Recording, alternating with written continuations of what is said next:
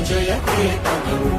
ముక్కోటి గొంతుకలు ఒక్కటైన చేతనం తరతరాల చరిత గల తల్లి నీరాజనం పదపదాన నీ పిల్లలు ప్రణమిల్లిన శుభతరుణం జై తెలంగాణ జై